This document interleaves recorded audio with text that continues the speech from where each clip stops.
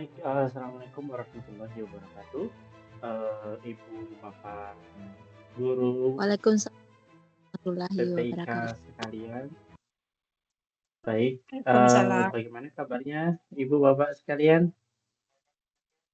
Alhamdulillah baik Mas ya, sehat. Sehat.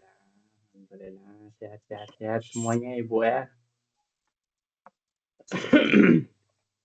Baik, kita akan melanjutkan lagi, ibu, bapak sekalian, pada kuliah malam hari ini ya, kuliah ke-9. Yang mana kita akan coba melihat proses-proses yang ada di permukaan bumi gitu ya. Setelah kemarin kita melihat proses-proses yang ada di dalam bumi gitu ya, di bawah permukaan. Nah, sekarang kita akan coba bagaimana bumi ini berinteraksi dengan atmosfernya gitu ya. Dan salah satu produk dari proses yang ada di permukaan yang tentu saja sering kita lihat itu adalah tanah gitu ya. Sehingga kita perlu melihat tanah itu dengan kacamata geologi ya, dengan kacamata kebumian. Jadi tidak hanya kita hanya mengenal tanah begitu saja, tetapi tanah itu ternyata menyimpan cerita, menyimpan perjalanannya gitu ya, dari awal hingga akhirnya nanti seperti apa. Nah, kalau kita akan merunut ke belakang gitu ya, kenapa kemudian tanah ini perlu kita pelajari gitu ya, itu karena setiap lokasi itu mempunyai kondisi bebatuan yang berbeda-beda ya, dari satu tempat ke tempat yang lain gitu ya. Dan bebatuan ini memiliki makna ya, memiliki sejarah yang sendiri-sendiri dan juga kandungan kimianya ya, Bapak Ibu sekalian. Kandungan kimianya juga masing-masing gitu ya, sehingga ketika itu kemudian berubah menjadi tanah gitu ya dalam proses pelapukannya, maka tanah yang dihasilkan itu juga memiliki karakter yang berbeda-beda sesuai dengan bebatuan asalnya gitu ya. Dan itu akan kita pelajari dalam kerangka siklus geokimia gitu ya.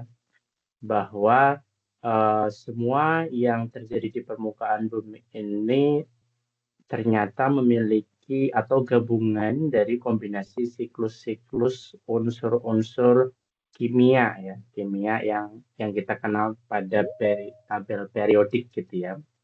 Yang ketika untuk ibu-ibu guru kimia tentu familiar, untuk ibu bapak guru yang lain dulu ketika masih ya sekolah di bangku sekolah gitu ya, kita akan pasti kita masih ingat gitu ya, kita pernah belajar tabel periodik unsur gitu ya.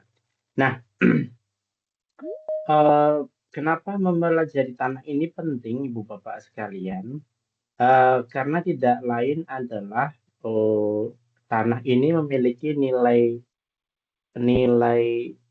intrinsik gitu ya, Bapak Ibu. Baik secara story geologinya seperti yang saya sampaikan di awal, atau bahkan pada aspek aplikasinya, bahwa tanah ini ternyata memiliki nilai ekonomisnya.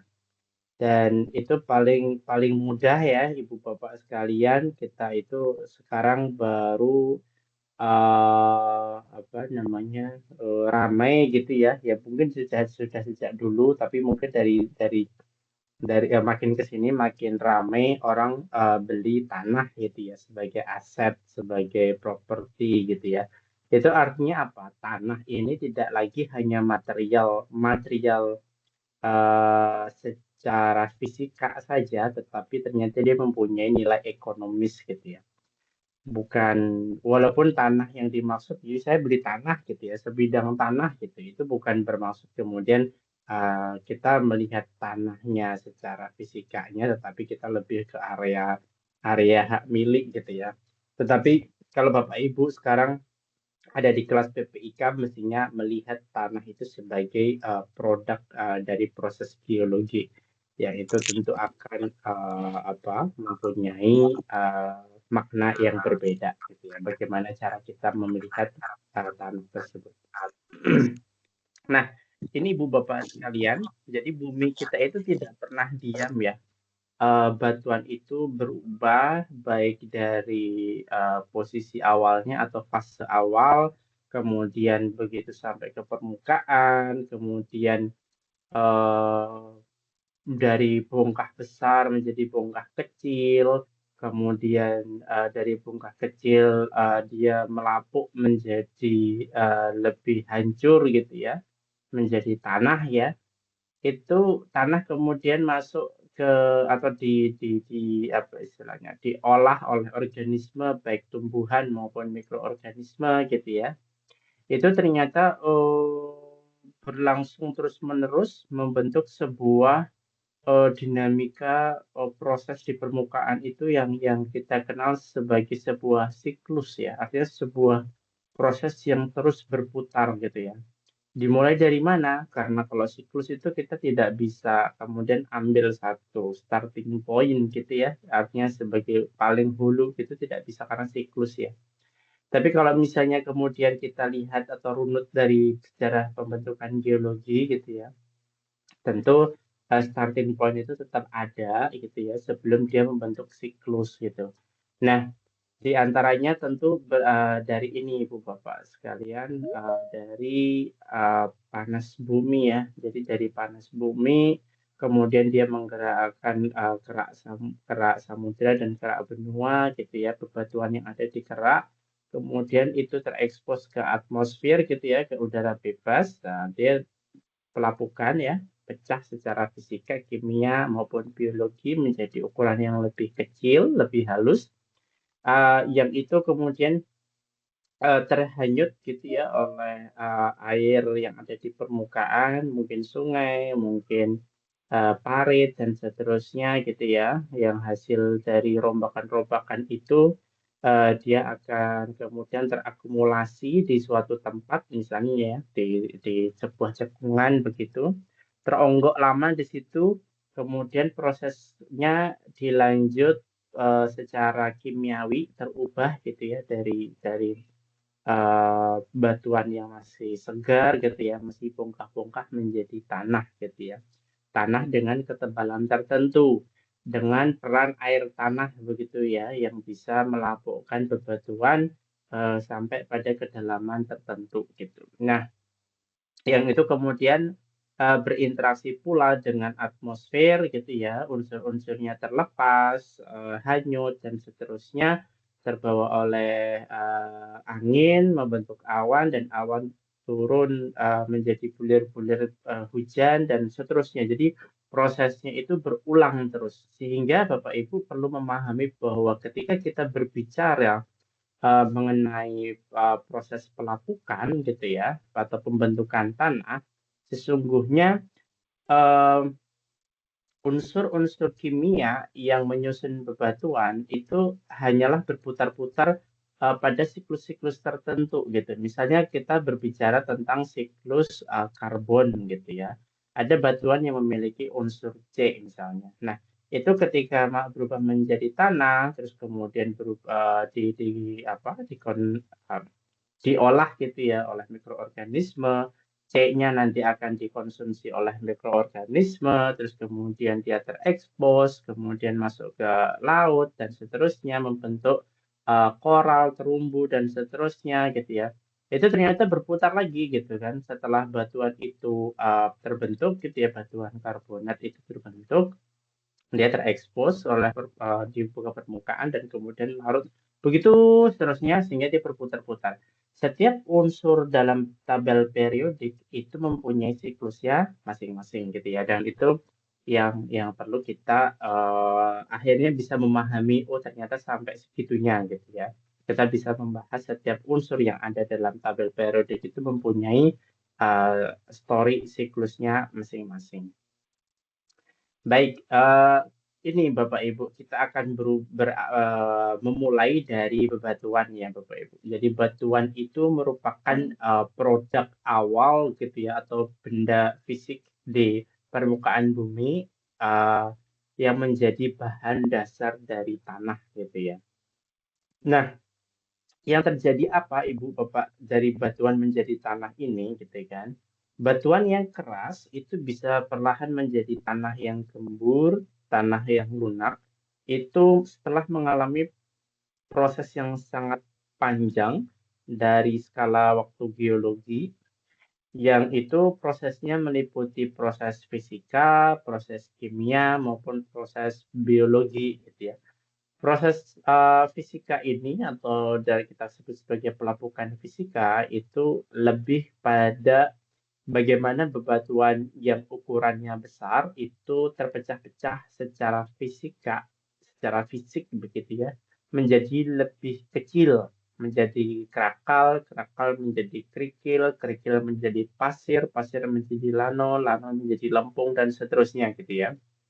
Nah, di saat yang sama itu terjadi pula pelapukan kimia, di mana yang bereaksi itu adalah bebatuan yang segar ini dengan agen-agen reaktannya, yang itu bisa berasal dari air, dari oksigen, dari CO2 yang terlarut, dan seterusnya, sehingga dia berinteraksi dengan komposisi batuan gitu ya, dan berubah menjadi sesuatu yang lebih stabil dalam arti secara eh, kondisi di atmosfer gitu ya, di permukaan. Misalnya bebatuan yang terbentuk jauh pada kedalaman di sana, ya misalnya pada suhu misalnya 800 derajat Celcius gitu ya, dia terbentuk, kan suhu pembentukannya 800 derajat Celcius tuh.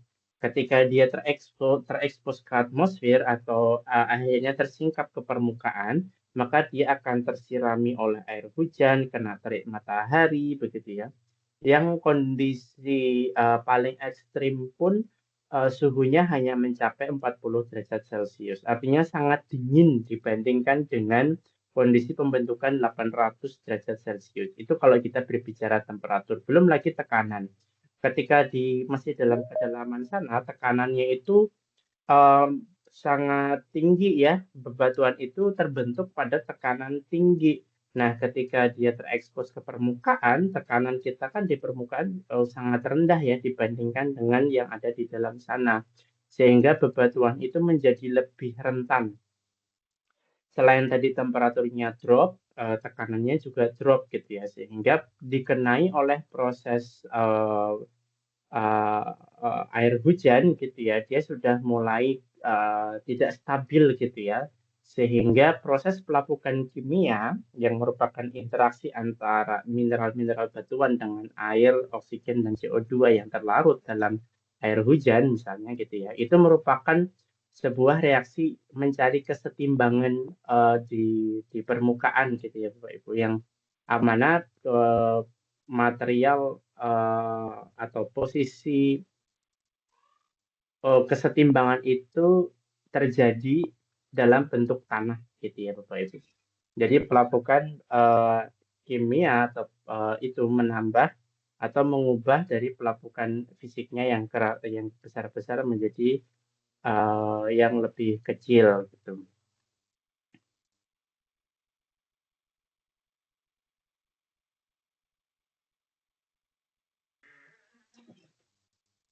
Lalu untuk selanjutnya, proses pelapukan fisik dan kimia itu juga didukung oleh proses pelapukan biologisnya, Bapak Ibu. Kalau di permukaan kan kalau ada air hujan mengenai bebatuan atau bahkan mungkin tanah dalam kondisi tanah yang sedikit gitu ya. Dengan tanah sedikit saja, kadang biji-bijian itu sudah bisa tumbuh gitu ya. Dan kemudian hewan-hewan yang ada di dalam tanah itu juga membantu mengurai bebatuan atau kerikil-kerikil yang masih tersisa menjadi uh, tanah yang benar-benar tanah homogen gitu ya. Dan ini akhirnya menjadi sebuah kolaborasi yang sangat dinamis dan sangat kompleks gitu ya, antara pelapukan fisika, kimia, dan biologi untuk memecah dari batuan menjadi tanah gitu ya Bapak Ibu sekalian. Nah, air sebagai salah satu agen geomorfik gitu ya Bapak Ibu, atau kalau dalam reaksi kimia itu pelarut gitu ya, itu mempunyai peranan yang sangat amat penting gitu ya, karena air ini ternyata merupakan sebuah agen pelarut gitu ya. Selain melarutkan, dia juga mengangkut gitu ya. Selain mengangkut, dia juga mengubah mineral yang ada di dalam batuan gitu ya. Nah, air itu ada di mana Bapak Ibu? Di permukaan, air itu muncul ya, atau berwujud sebagai air hujan gitu ya. Jadi yang terpenting di sini sebetulnya bukan hanya air laut atau air tanah dan sebagainya, tapi air hujan. Kenapa air hujan? Karena air hujan itu datang dari atas gitu ya, Bapak Ibu, dan dia menyirami bebatuan gitu ya. Sehingga ada kemungkinan sehingga pasti terjadi pertemuan antara pelarut dengan material bebatuannya. Kalau air tanah gitu ya, kan air tanah itu ada di kedalaman ya. Nah, sedangkan bebatuan yang ada di permukaan itu tidak tersentuh oleh air tanah. Bagaimana reaksi kimia itu bisa terjadi gitu kan? Kalau di laut jelas itu bebatuan ada di gunung-gunung, laut ada di laut gitu, air laut ada di laut gitu, sehingga itu tidak terjadi. Nah, sehingga yang menjadi apa istilahnya agen pelarut gitu ya, itu adalah air hujan. Apalagi air hujan itu juga menyerap atau berikatan ya, mampu berikatan dengan CO2 bebas dari udara, membentuk asam lemak. Nah, ketika air hujan itu berubah tingkat keasamannya gitu ya, dari netral menjadi asam, walaupun lemah, dia akan menjadi katalisator gitu ya, atau menjadi kondisi yang lebih reaktif terhadap bebatuan yang ada di permukaan gitu ya. Sehingga batuan-batuan yang ada di permukaan bumi yang tersingkap itu menjadi lebih mudah terlarut, lebih mudah bereaksi dan seterusnya gitu. Nah, eh, ya, air ya bereaksi dengan mineral bebatuan itu bisa kemudian melepaskan ion-ion positif maupun negatif yang ada di dalam batuannya itu Bapak Ibu. Sehingga air itu kadang kemudian air hujan gitu ya yang masuk merembes ya, terserap gitu ya, terserap ke dalam tanah sebagai air tanah gitu ya. Kadang kemudian menyimpan berbagai macam ion-ion yang bisa terlarut ketika si air itu melewati bebatuan itu, sehingga kita kemudian mengenal di bahasa pasar ada air mineral gitu ya, karena air yang dimaksud itu memiliki kandungan-kandungan unsur-unsur ion-ion yang terlepas atau kandungan-kandungan mineral yang terlepas gitu ya. Itu yang sering kita sebut sebagai air mineral gitu ya. Gitu. Dan air ini Bapak Ibu ya itu juga tentu sudah kita pelajari di beberapa pertemuan yang lalu gitu ya. Air itu merupakan agen geomorfik atau agen yang membentuk permukaan bumi gitu ya. Ada sungai yang menoreh perbukitan, ada sungai yang membelah areal persawahan dan seterusnya gitu ya. Jadi air yang ada di permukaan ini mempunyai banyak sekali peran gitu ya dalam memutar siklus kimia yang ada di permukaan bumi gitu ya. Nah, Bapak Ibu, perlu kita sampaikan pula bahwa tanah ya itu seharusnya kita maknai lebih dari sekedar dirt atau kotor atau sesuatu yang perlu kita cuci gitu ya. Tapi sebetulnya tanah itu merupakan sebuah ekosistem yang sangat mendukung atau sangat kaya atau sangat mendukung ya pada sistem kehidupan gitu ya. Karena apa? Karena komposisi tanah sendiri itu terdiri dari mineral-mineral yang sangat penting buat organisme gitu ya, sebagai sumber nutrien. Kemudian tanah itu juga kadang mengandung bahan organik gitu ya, sisa makhluk hidup yang terurai dan juga mempunyai kelembaban air gitu ya. Dan jangan salah di dalam tanah juga ada udara yang mengisi pori-pori tanah dan sebagai dan ada juga organisme-organisme gitu ya yang mungkin tumbuh atau berkembang biak di dalam tanah yang itu ternyata sangat suportif terhadap satu dengan yang lain. Misalnya kita punya cacing, punya ulat-ulat tertentu, punya jamur-jamur tertentu gitu ya Bapak Ibu ya, yang dia mampu berkembang biak di dalam tanah dan itu ternyata support terhadap beberapa tumbuhan yang membutuhkan peran-peran mereka gitu ya. Misalnya untuk tumbuh-tumbuhan yang memang membutuhkan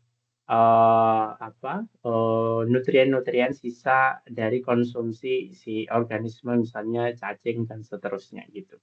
Sehingga Bapak Ibu, kalau kita berbicara mengenai tanah, kita akan menjumpai bahwa tanah itu ternyata memiliki lapisan-lapisannya ya. Pada bagian atas itu adalah lapisan yang paling subur gitu ya Bapak Ibu. Itu kita sebut sebagai lapisan horizon O, organik gitu. Kemudian di bawahnya ada A, B, C, dan R gitu ya. A itu atas, B itu bawah, C itu dianggapnya sebagai bahan induk gitu ya. Yang dia masih menyisakan sisa-sisa bebatuan gitu ya.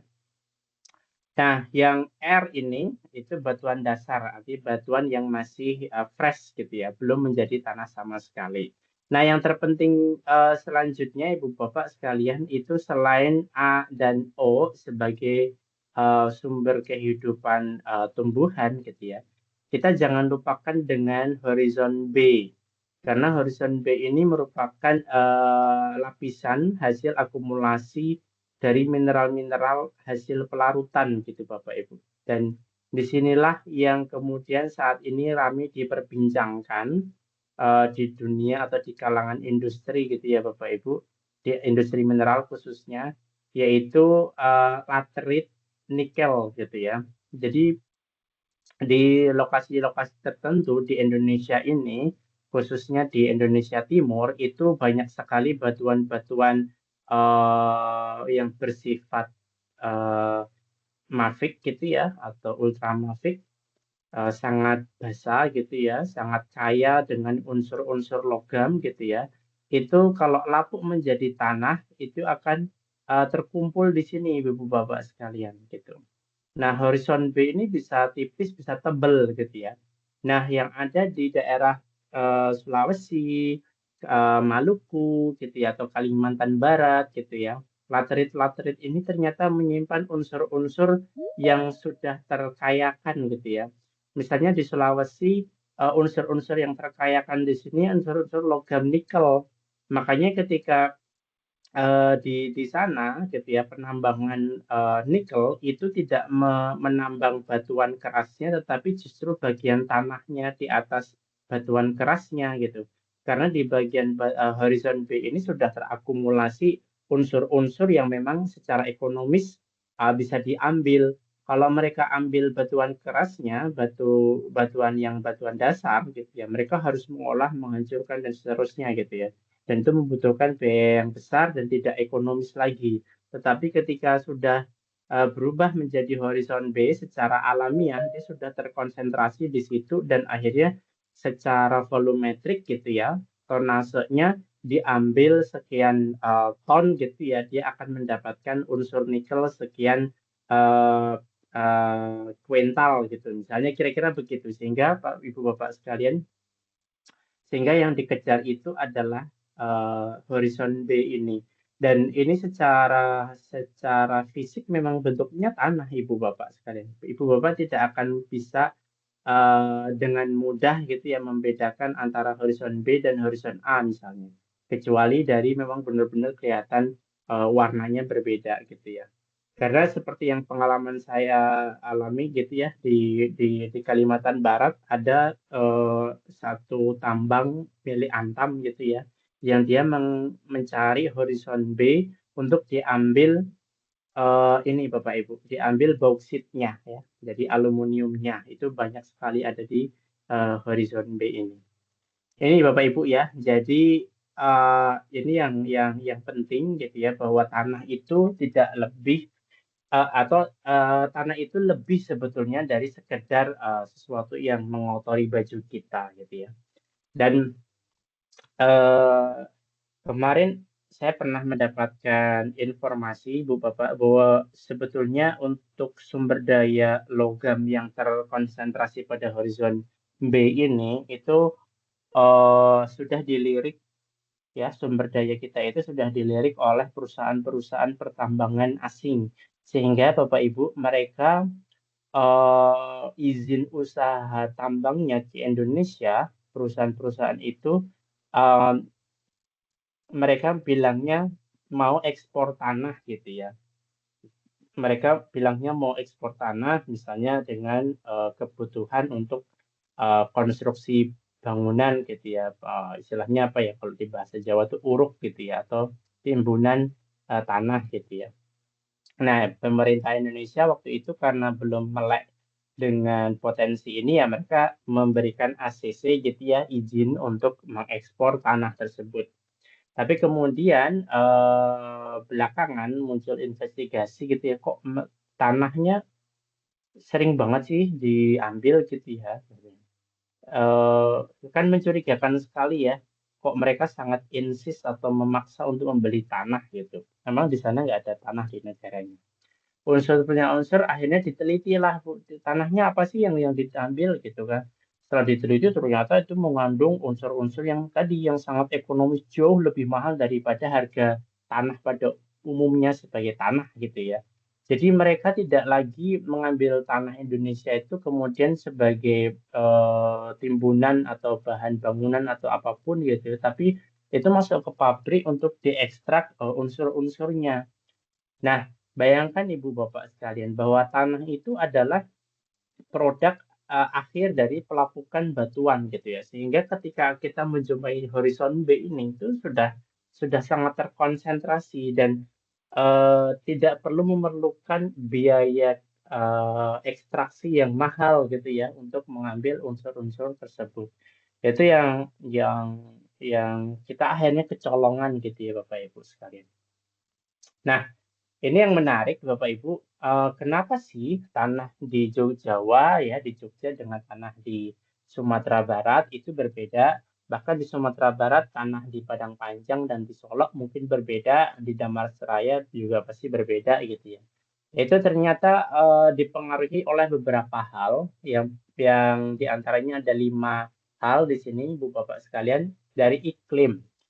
Yang pertama, iklim di satu tempat dengan tempat yang lain itu bisa berbeda-beda. Iklim secara lokal di Dharmasraya dengan di tanah datar itu beda gitu ya. Iklim yang ada di Padang dengan di Bukit Tinggi itu berbeda. Ya kita bisa membayangkan di Padang panas gitu ya, Budian ya panas. Dibandingkan dengan Bukit Tinggi itu lebih dingin gitu ya. Jadi secara iklim itu merupakan gabungan antara suhu dan curah hujan gitu ya. Itu berbeda.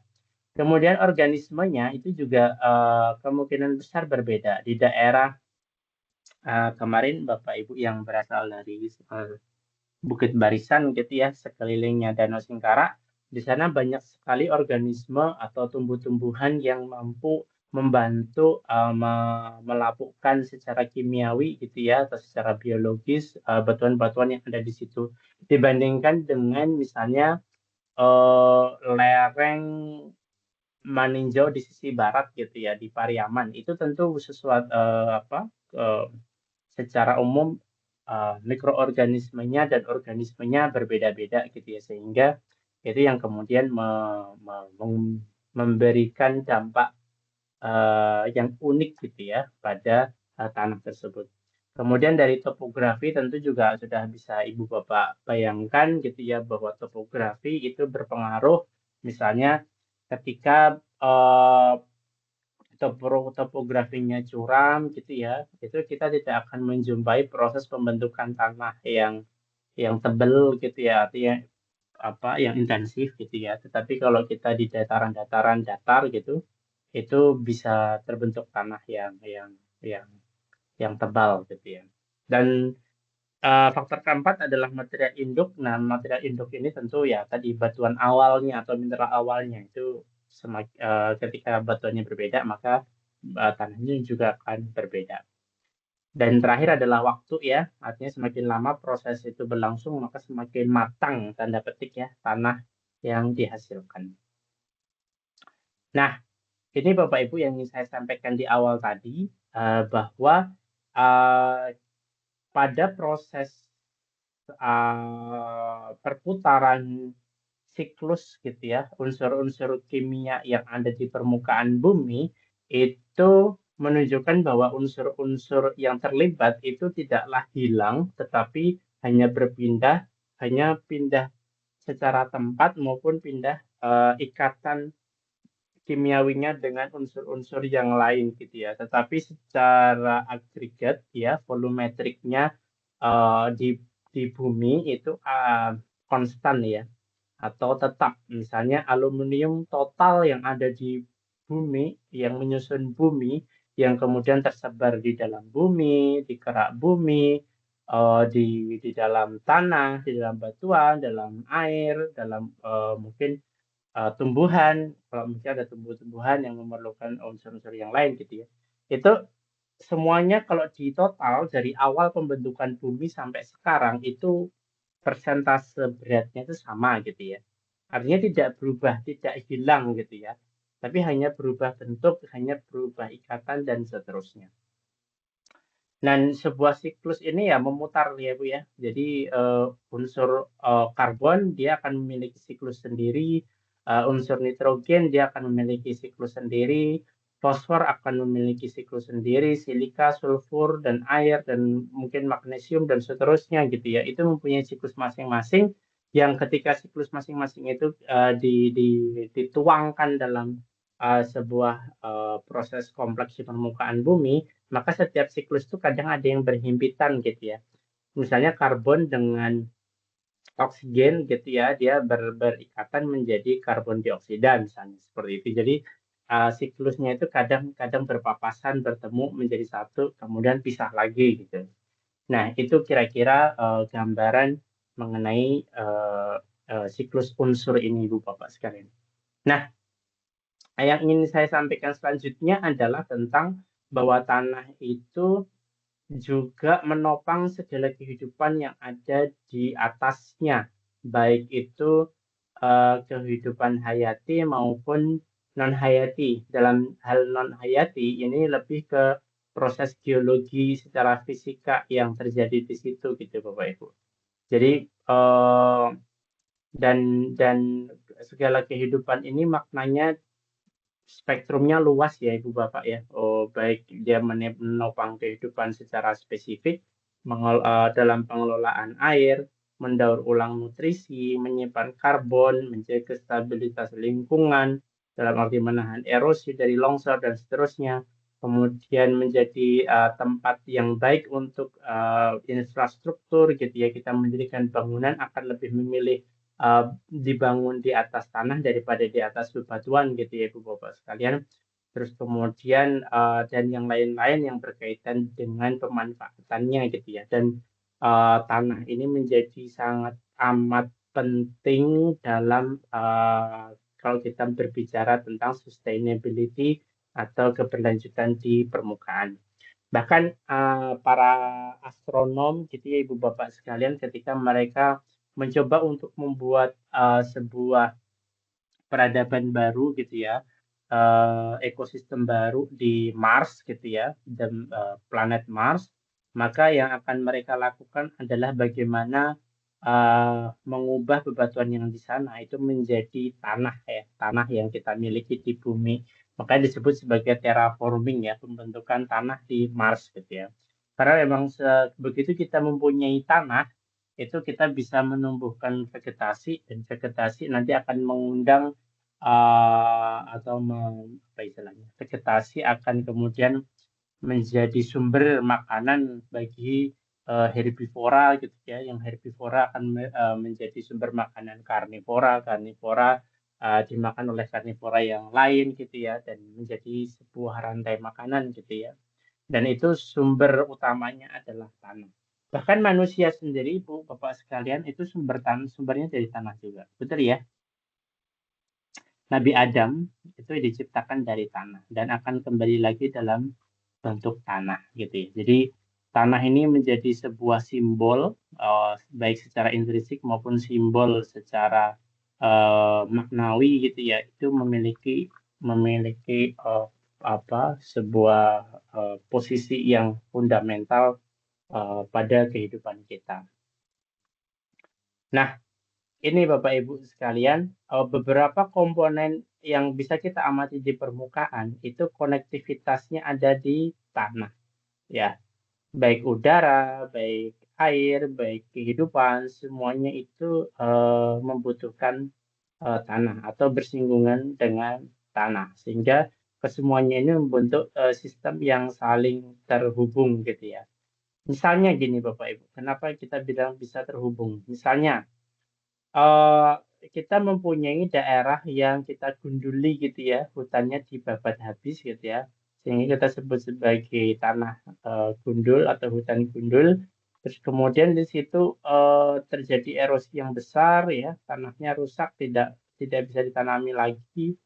Nah, masuk ke dalam sungai menjadi endapan sungai dan kemudian malah meningkatkan banjir gitu ya, kualitas airnya juga buruk gitu ya, karena ada banyak runoff ke arah sungai dan kemudian ekosistem air juga akan terganggu. Biasanya ikan lebih suka ke air-air yang jernih gitu ya.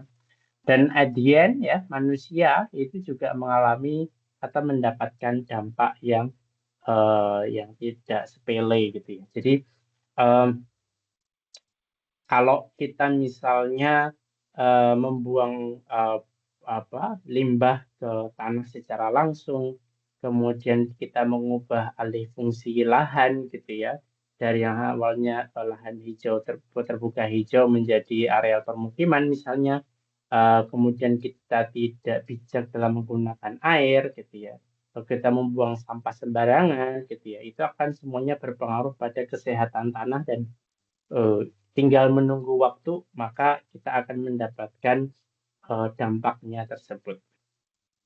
Dan inilah kemudian menjadi pilihan kita, gitu ya, karena kita sudah memahami tanah itu adalah fondasi kehidupan kita. Sekarang ini pilihan kita saat ini, gitu ya, keputusan kita hari ini itu membentuk tanah, lingkungan, dan kehidupan besok hari. Apakah kita akan menjaga kesehatan tanah di sekeliling kita, atau kita akan mengeksploitasi habis-habisan gitu ya, tidak merawatnya dengan baik, tidak menjaga ekosistem dengan baik, tidak menjaga rantai siklus dengan baik, sehingga yang terjadi apa? Ada ketimpangan dari siklus-siklus tersebut, sehingga tidak terjadi siklus dan lebih pada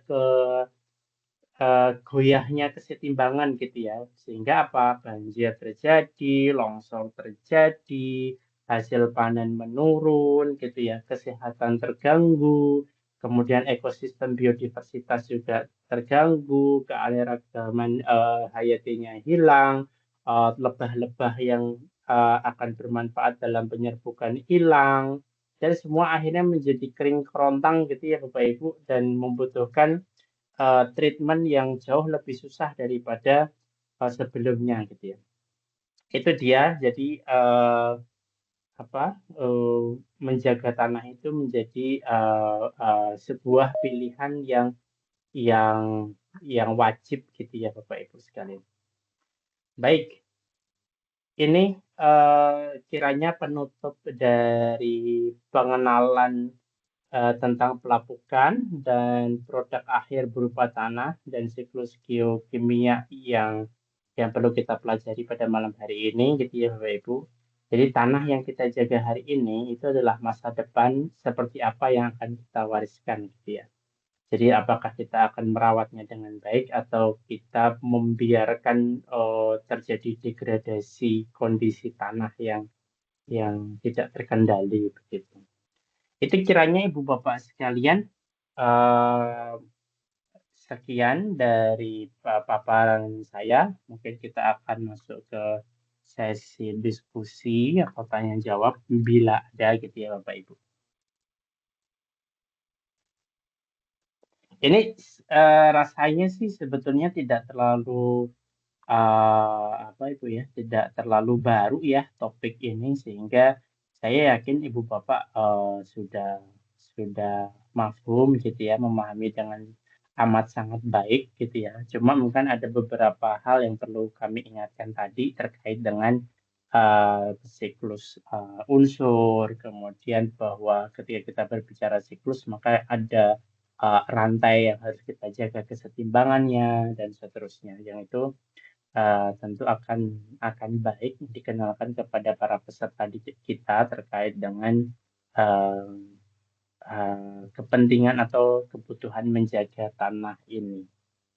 Itu kira-kira Ibu Bapak sekalian, ini ya. Apakah ada Ibu Bapak? Kalau tidak ada juga tidak apa-apa Ibu Bapak ya. Jadi kalau memang tidak ada karena kita sudah selesai, maka bisa kita cukupkan gitu Ibu Bapak tentang kuliah pada malam hari ini.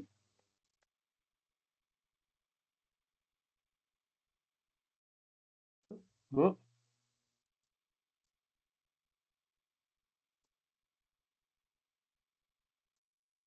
Oke. Baik, Ibu Bapak sekalian, terima kasih kami ucapkan sekali lagi untuk Ibu Bapak yang sudah hadir gitu ya, dan sudah menyimak dengan dengan sangat antusias, dan semoga kita bisa mengambil manfaat sebesar-besarnya dari pemahaman yang kita ingatkan sama-sama pada malam hari ini terkait dengan tanah gitu ya. Dan kita akan bertemu lagi insya Allah pada hari Kamis ya, besok tanggal 21